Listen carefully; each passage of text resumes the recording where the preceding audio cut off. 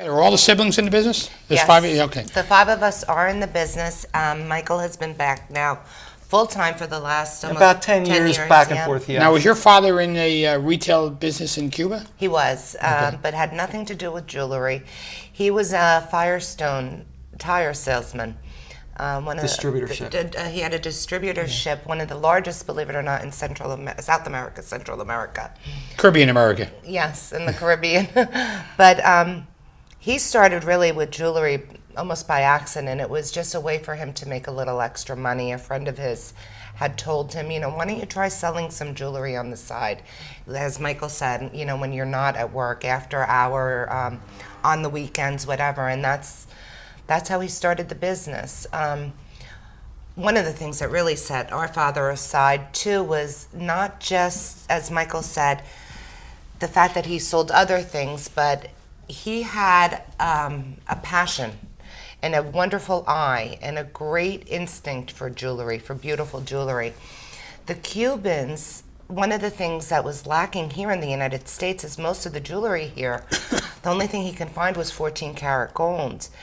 And the Cubans weren't really interested in that. They were accustomed to 18-karat. So my father, very early on in his career, in the very late 60s, early 70s, had the foresight of starting to travel to Italy. And he was really one of the first independent jewelers who ever did that, who ever went to Italy purchasing jewelry for a small little business in Elizabeth, New Jersey, and it's amazing because today Would he go to jewelry stores throughout Italy? No. He was Wholesalers. He went to wholesalers, and literally with a shake of the hand, he started importing beautiful 18-karat gold jewelry, designer pieces. Who today we are being told by some of these designers, F1, Foreigner 1. That was our account. Is our account with some of these designers. We were the very first foreign account that he basically. That's Do you still have this account? Have you guys yes, maintained this? yes. We do. Yeah, it's really interesting what Yvette's saying is because basically it was that probably that set us on the map. Because up until that point, our customer base was predominantly Cuban. We're now talking about the early 70s. Then what happened was nobody had this 18-karat gold jewelry. We're bringing all these beautiful pieces from Italy. My father played a huge role in getting the Italian jewelry designers to begin looking at the American market. We were their very first, in many cases, their first foreign account. So all of a sudden they started looking at the American market, but we were the first ones to have this gorgeous jewelry. So we bring it back. The next thing you know, the business starts booming. Why? Because nobody else had anything like it. And really, these are the elements that set us up to be so different and so unique. We really started we still to this day, the 5 siblings, have a passion to not follow the path that everybody else blazes. We follow our own path.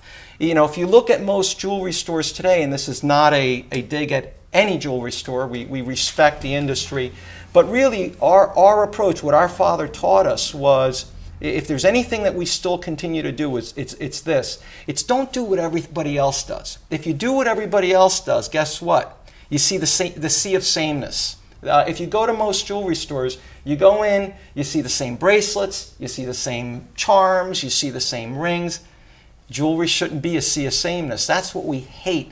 About what we try to avoid in our store is that sea of sameness. When you come in, you're going to see things that are different. You're going to see things that are very well priced, high quality, well designed, but they say something. When you're buying jewelry, you're buying love. You're not buying a cookie cutter. We're going to take a break and we're going to talk about the last 50 years and what you think is going to happen in the next 50 years. Okay. All righty. Thank you. Please stay with us with Mike and Yvette and Leonardo Jewelers. I'm Chris Bollwage after these messages.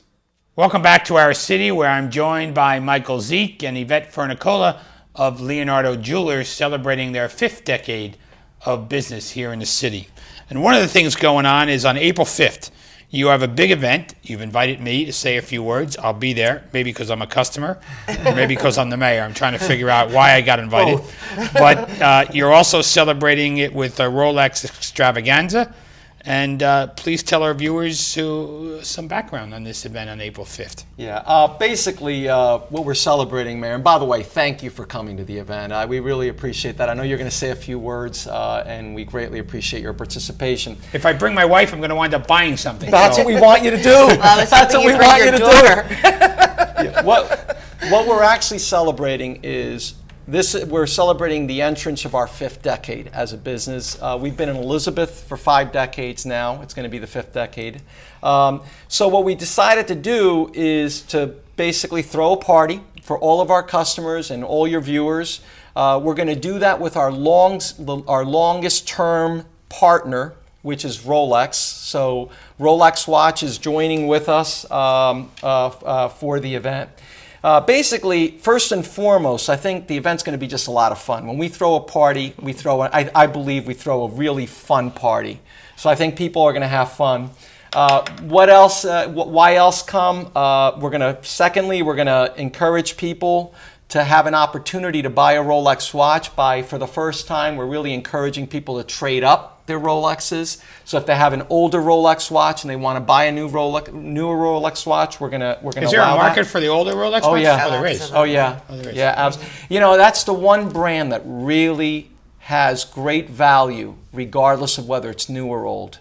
We love that brand because, when you really think about it, a lot of people look at Rolex and say, oh, it's an expensive watch. Some people will say that. But the reality is, it's for a good watch, it's probably the least expensive watch because you could go anywhere with it. You could swim with it. You can work out with it.